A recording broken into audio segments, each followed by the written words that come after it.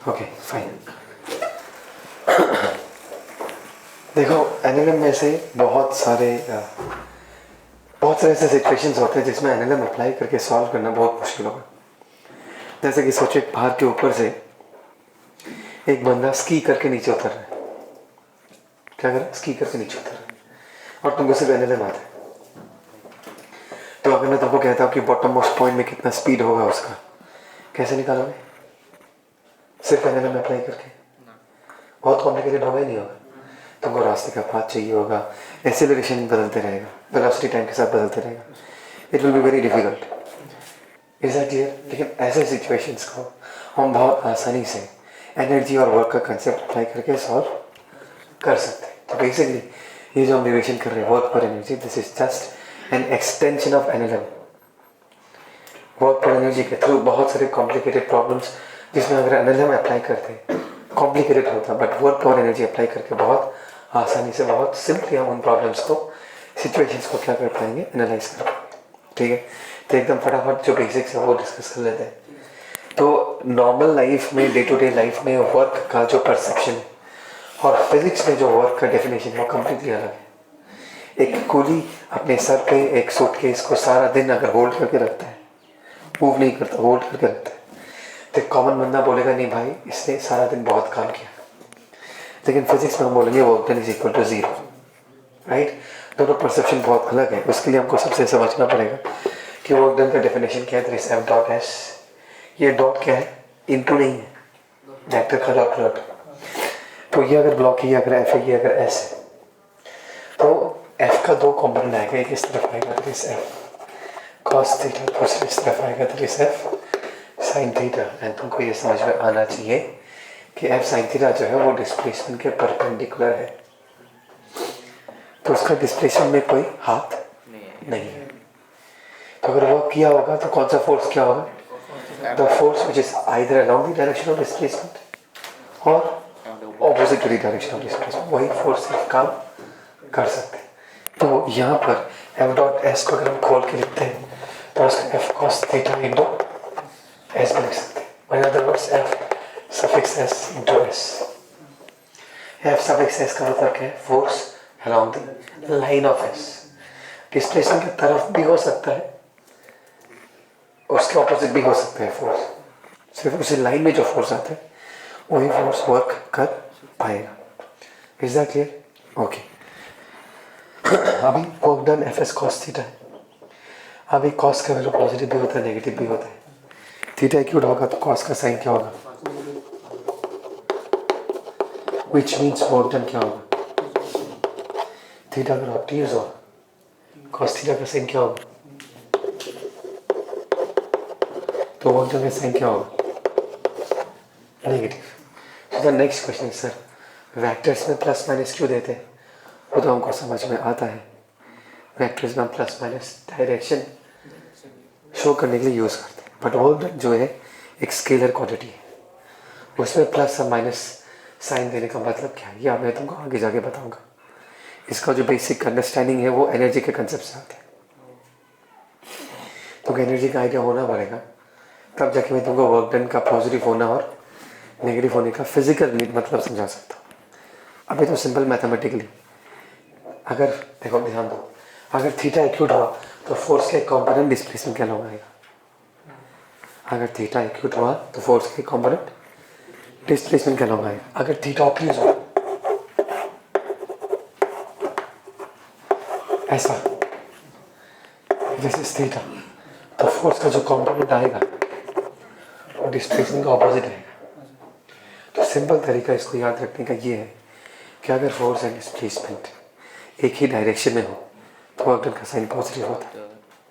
अगर force and displacement opposite direction में तो वर्क डन का साइन क्या होगा? नेगेटिव। और इसका फिजिकल इंटरप्रिटेशन एनर्जी पर आने के बाद समझाऊंगा। ठीक है?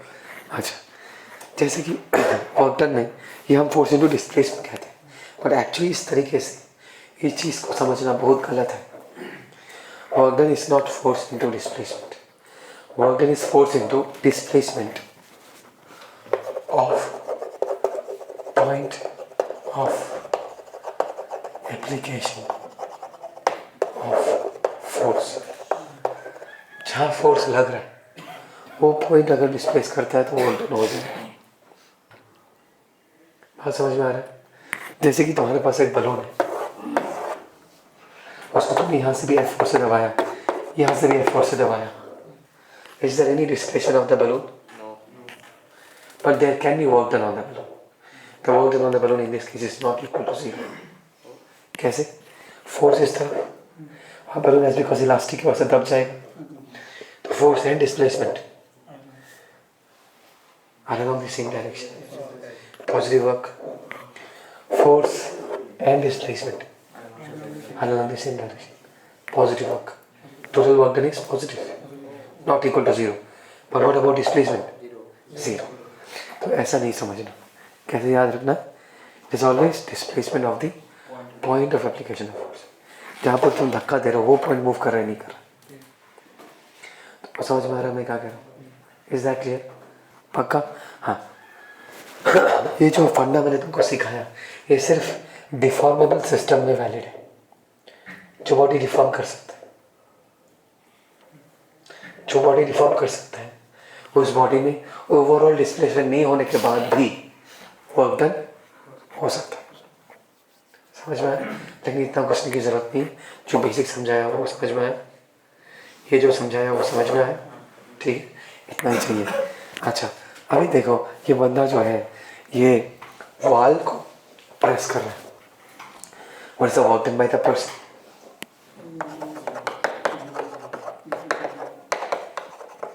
Zero. Because जहाँ पर फोर्स लग रहा है वो मूव नहीं कर रहा है। यहाँ पर ध्यान देना, टेंशन। जब ये जो बॉल है वो ऊपर से जब वो नीचे आएगा, What is the work done by tension in this case? What is the work done by tension in this case? Because देखो इसका रीजन अलग है, इसमें इस तरह है along the tangent, पढ़ा था ना रंग में, tendency of motion, displacement इस तरफ होगा, angle between them is what? क्या होगा? cos 90। याद रखना इससे जीरो होता है। पॉइंट ऑफ एप्लीकेशन मूव नहीं किया, जीरो हो गया। फोर्स से डिस्प्लेसमेंट 90 डिग्री में जीरो हो जाएगा। ये mg है, ये नॉर्मल है। ये ब्लॉक अगर इंक्लाइन प्लेन के अलाउंग इस तरह मूव करता है, नॉर्मल का work done zero, because force and displacement are perpendicular to each other. समझ में आ रहा है मैं क्या कह रहा हूँ? तुम जो सीढ़ी में चढ़ते हो, हम जो ये 3rd फ्लोर में है, सीढ़ी में चढ़ के आए हैं ना, एग्जैक्टली, तो हमारे ऊपर वर्क डन किसने किया है? mg ने किया है वर्क डन। अच्छा मैं थोड़ा सा तो एनर्जी का कंसेप्ट पता होगा, राइट? जब हम सीढ़ी चढ़ के आते हैं तो हमारा पोटेंशियल एनर्जी बढ़ जाता है। कहाँ से आया वो एनर्जी? ग्रेविटी तो नेगेटिव वर्क करता है। अच्छा तो मैं घुमा के नहीं बोलता, हम जब सीढ़ी चढ़ के आते हैं तो हमारे पैरों पे नॉर्मल लगता है, लेकिन नॉर्मल के कारण हमारे पास कोई एनर्जी नहीं है, बिकॉज नॉर्मल जहाँ पर लगता है वो जगह मूव ही नहीं करता। जब हम सीढ़ी में चढ़ते हैं हमारा पैर जो है वो सीढ़ी के साथ रेस्ट में रहता है। नॉर्मल कहाँ लगता है? हमारी जूती के सोल के नीचे। सोल मूव करता है क्या? नहीं करता ना, है ना? तो व्हाट मैं normal in that case is what? Zero. जैसे कि अगर मेरे पैर में स्केट्स, क्या है स्केट्स, अगर मैं ऐसे करके वाल को प्रेस करता हूँ, फिर ऐसे धक्का देता हूँ, पीछे जाना शुरू कर दूंगा, मेरे पास काइनेटिक एनर्जी आएगा, है ना? कहाँ से आया एनर्जी? क्या इस नॉर्मल ने मेरे पे कोई काम किया? क्या ही नहीं किया? नहीं किया। कैसे किया? अभी तो समझा। मेरा हाथ जब तक इसके साथ कांटेक्ट में है, मेरा हाथ मूव कर रहा है क्या? वाल मेरे हाथों पे नॉर्मल लगा रहा है, और मेरे हाथ जहाँ पर नॉर्मल लग रहा है वो जगह मूव, तो नॉर्मल ने मेरे पे काम नहीं किया, तो मेरे पे एनर्जी आया कहाँ से? Because of the work done bye my muscles. हमारा जो मसल्स वो स्प्रिंग जैसा काम करता है। इमेजिन करो ये एक स्प्रिंग है। जब मैं डायरेक्टली ऐसे पीछे नहीं जा सकता, मुझे पहले कंप्रेस करना पड़ेगा, फिर धक्का देना पड़ेगा, फिर मैं मूव करूँगा।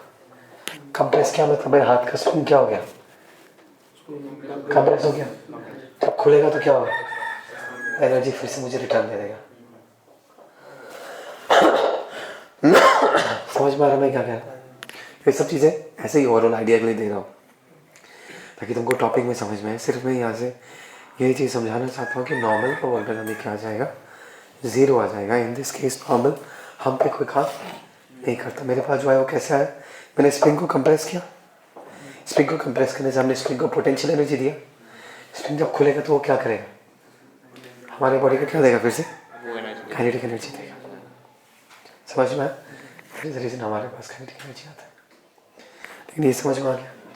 ओके, नेक्स्ट वर्क डन जो है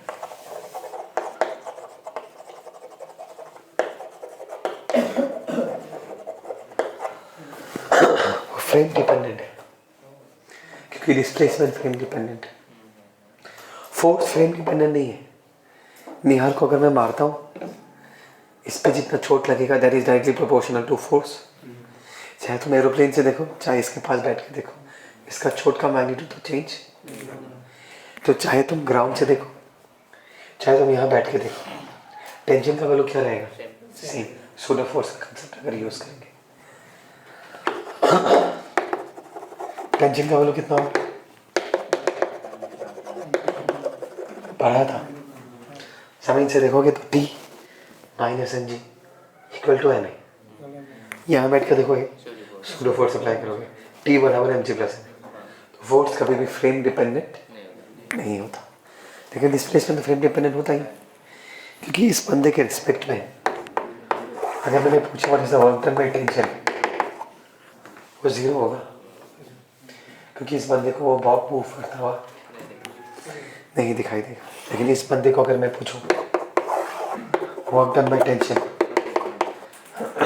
नॉट इक्वल टू 0, बिकॉज इसका बॉब मूव करता हुआ दिखेगा। टी टाइम कितना डिस्प्लेस कर जाएगा, हाफ ए टी स्क्वायर करेगा ना, तो वर्क डन कितना होगा, T into half A T square. समझ रहे हो? तो वर्क डन जो है वो एक फ्रेम डिपेंडेंट क्वांटिटी, ठीक है? खानी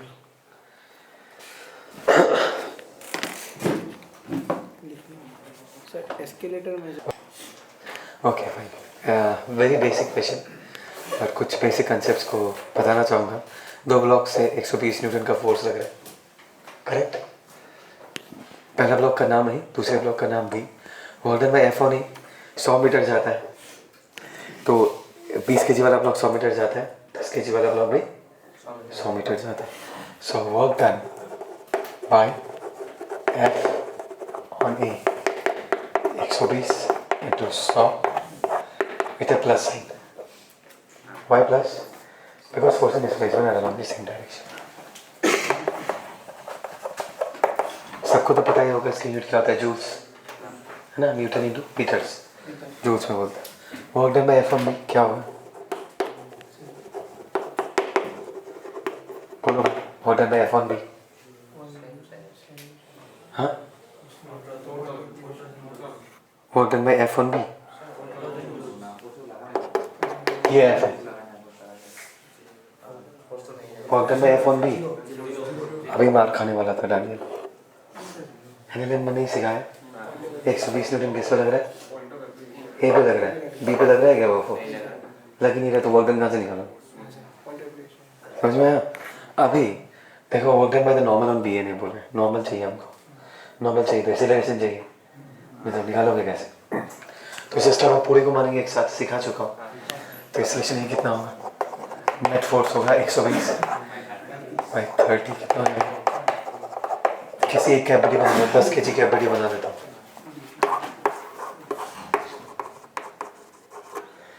ठीक है? इसका खुद का सर्च वेट कितना है, 10 g। एक जमीन से नॉर्मल आएगा N1, यहाँ से एक आएगा N2, इज दैट क्लियर? और ये इस तरफ मूव कर रहे हो, एक्सेलरेशन ओवर 4 मीटर पर सेकंड। मैं ये 20 kg वाला बनाना चाहता हूँ, एक चीज़ दिखाना चाहूँगा। यहाँ पर कितना लग रहा होगा 20G। यहाँ पर क्या लग रहा होगा N3। यहाँ पर क्या लग रहा होगा 120।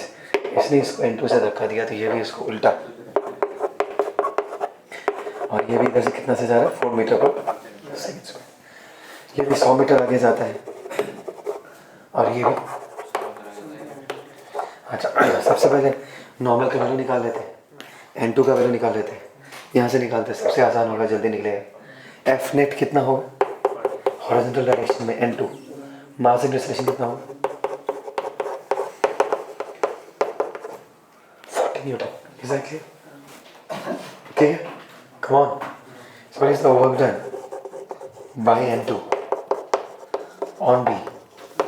40 into 100 plus 4000 joules, ठीक है ना। Okay, what is the work done by N2 on A? This minus 4000 joules. बात समझ में आ रहा है? So is the total work done by normal?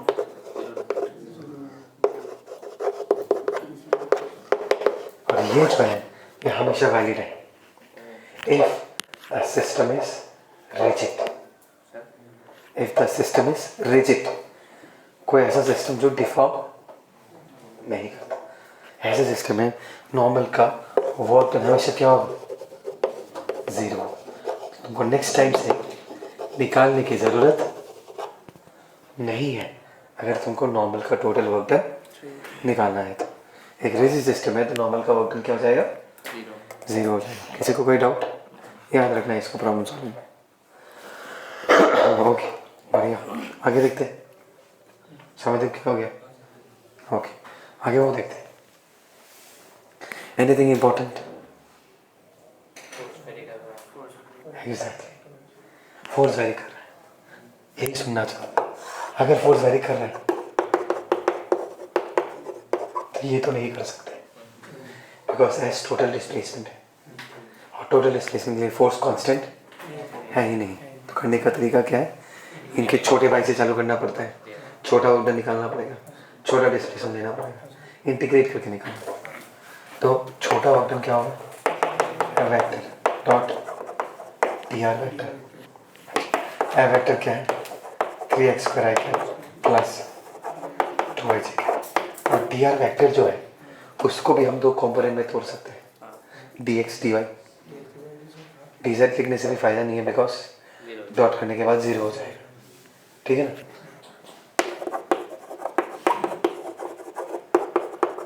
समझ आया मैंने क्या कहा? So you have to be very careful when you use the formula. The force is not constant. To find out the total work done तुमको क्या करना पड़ेगा, integrate क्या करना पड़ेगा, इंटीग्रेट करना पड़ेगा। तो इन दिस केस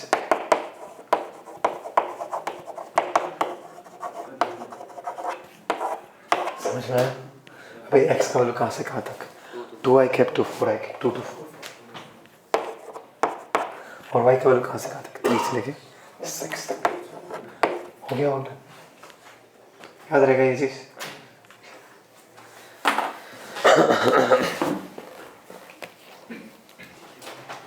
एक छोटा सा कंसेप्ट है, वेरी वेरी स्मॉल। यहाँ से देखो, इसका मैंने छोटा सा एक स्ट्रिप लिया, ये रेक्टेंगल होगा, कोई डाउट? ये कर्व नहीं होगा, पता है ना, इतना पास है कि ये स्ट्रेट लाइन होगा। इस रेक्टेंगल का हाइट कितना है, राइट? इस रेक्टेंगल का height is a Y coordinate of the graph, that is F. और यहाँ पर हम एक्स मेजर कर रहे हैं, तो ये छोटा सा लेंथ, राइट? ग्राफ किसके बीच? एक ऑब्जेक्ट जो कि एक्स के अलावा मूव कर रहा है, उस पे अलग अलग पोजीशन पे कैसा कैसा फोर्स लग रहा है, वो उसी का ग्राफ है। Is that clear? तो इस छोटे से जगह का एरिया कितना होगा, length into breadth, and F into D X is nothing but equal to what, D double. तो क्या सीखा हमने? Area under F versus displacement. तुमको देगा क्या टोटल वर्क डन। कभी भी फंस जाओगे, कभी भी फंस जाते हो तो याद रखने का टेक्निक क्या है, हमेशा y को x के साथ मल्टीप्लाई करके दिमाग में सोचो कि क्या मिलेगा, f into x, force into displacement work done. अगर ऊपर वेलोसिटी है नीचे टाइम है, v इंटू टी डिस्प्लेसमेंट, ऊपर a है नीचे t है, क्या मिलेगा at v माइनस u होता है। बहुत लोग वेलोसिटी बोलते थे, at वेलोसिटी नहीं होता, क्या होता है change in velocity, v minus U equal to at, तो at क्या होगा v माइनस यू। तो हमेशा y और x को दिमाग में मल्टीप्लाई करो, जो क्वांटिटी आता है वो एरिया वही क्वांटिटी रिप्रेजेंट करेगा। अगर ग्राफ ऊपर है और नीचे है, ऊपर वाला area positive work done represent करेगा, नीचे वाला area negative work done represent करेगा। It is as simple as that. कैसे फील लेना है, देखो x 0 है, 1 है, 2 है, 3 है, 4 है, 5 है। देखो जब डिस्प्लेसमेंट 1 to 1 हो रहा है, 1 से 2 हो रहा है, 2 से 3 हो रहा है, when displacement is positive, force is also positive, force is y coordinate, work done is positive, तो एरिया पॉजिटिव आ रहा है। लेकिन जब बॉडी 3 to 4, 4 to 5, 5 to 6 जा रहा है, उस पर जब फोर्स लग रहा है उसका y कोऑर्डिनेट क्या है, नेगेटिव, मतलब displacement and force are in opposite direction, तो वर्क डन का साइन क्या आएगा। दैट इज द रीजन हम बोलते हैं अगर ग्राफ एक्स एक्सिस के नीचे चला जाता है तो वर्क डन क्या होगा, नेगेटिव। याद रहेगा, ठीक है।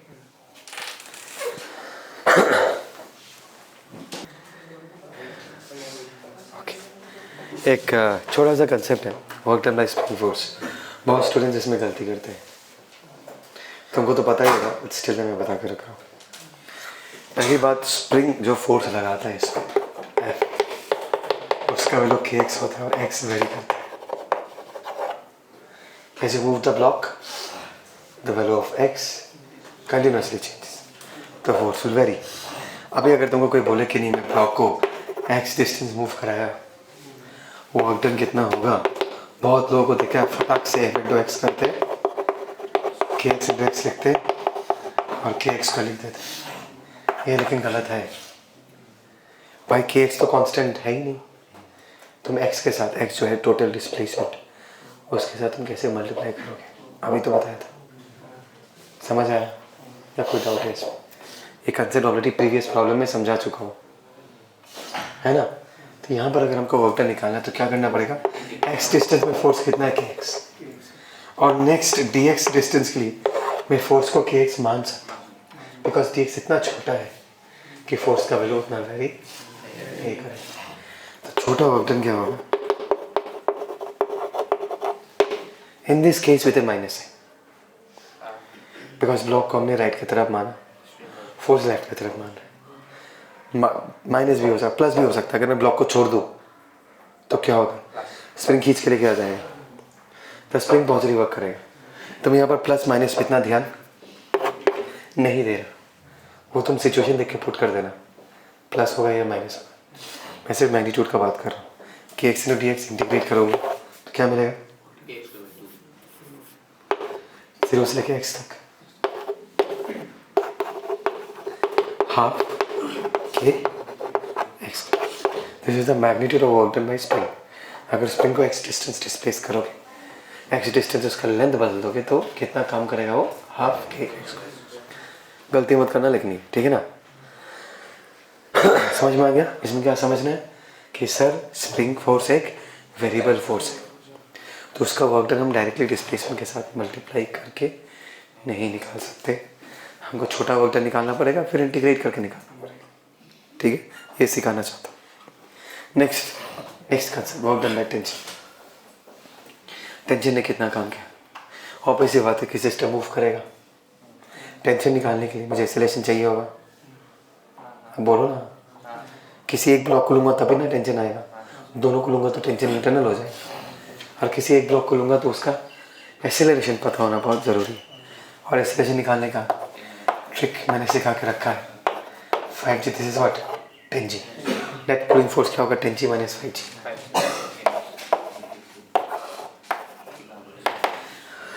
10G minus 5G is 5G। 5G divided by 15 कितना होगा भाई, 3/4 नहीं, 50 डिवाइडेड बाई 50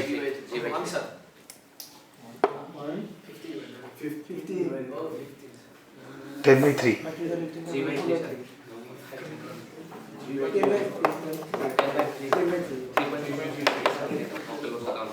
टाइम फिर से मार खाएगा, रुक जा, वीडियो खत्म होने के बाद मारूंगा। This is G/3। इस लेसन के वैल्यू कितने G/3 किसी एक ब्लॉक का एफबीडी बना लेते हैं। हाँ, कितना डिस्टेंस के वर्क डन निकालना है? 2 मीटर। 2 मीटर ही नीचे जाएगा, 2 मीटर ऊपर जाएगा तो टेंशन का टोटल वर्क डन। टेंशन इस पर भी काम करेगा, इस पर भी काम करेगा। बात को समझो। अच्छा देखो, वर्क डन किसका निकालना है वो स्पेसिफाई करना बहुत ज़रूरी है, बिकॉज एक ब्लॉक पे at a time multiple forces काम कर सकते हैं। मैं यहाँ पर सिर्फ टेंशन के बारे में बता रहा हूँ, एमजी भी तो काम कर रहा है ना। तो ये दिमाग में रखना कि अगर वर्क डन पूछा जाता है तो किसका वर्क डन? टेंशन का वर्क डन, एमजी का वर्क डन। समझ में? Multiple forces can do work on the system. हमको टेंशन का वर्क डन निकालना है, तो सबसे पहले टेंशन का वैल्यू निकालने के लिए 5 kg का एफबीडी बनाता है। ऐसा लग रहा होगा 5G tension 10, this is going up with an acceleration of what? T minus 5G is equal to m 5G/3। Tension का वैल्यू कितना होगा? 20G/3 हो गया। इस पे 20G/3, इसमें भी 20G/3। ये किधर मूव करेगा? 2 मीटर ऊपर, और ये किधर मूव करेगा? 2 मीटर नीचे।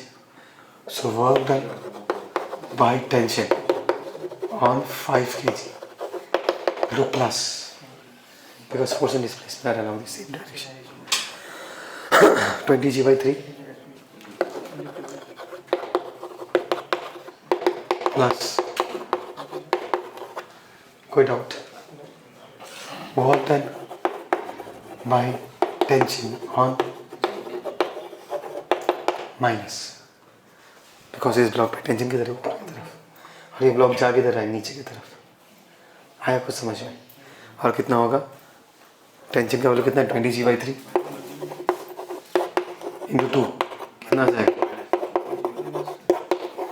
So what is the total work done by tension? ये चीज़ पहले कहाँ मिला था? लेकिन कब जीरो होगा? For a non elastic system.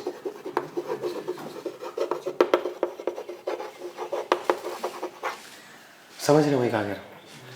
जिसको खींच के तुम लंबा, मतलब एक रिजिड सिस्टम के लिए ये वैलिड है कि सिस्टम पे टेंशन का टोटल वर्क डन क्या आएगा? 0 आएगा। Is that clear?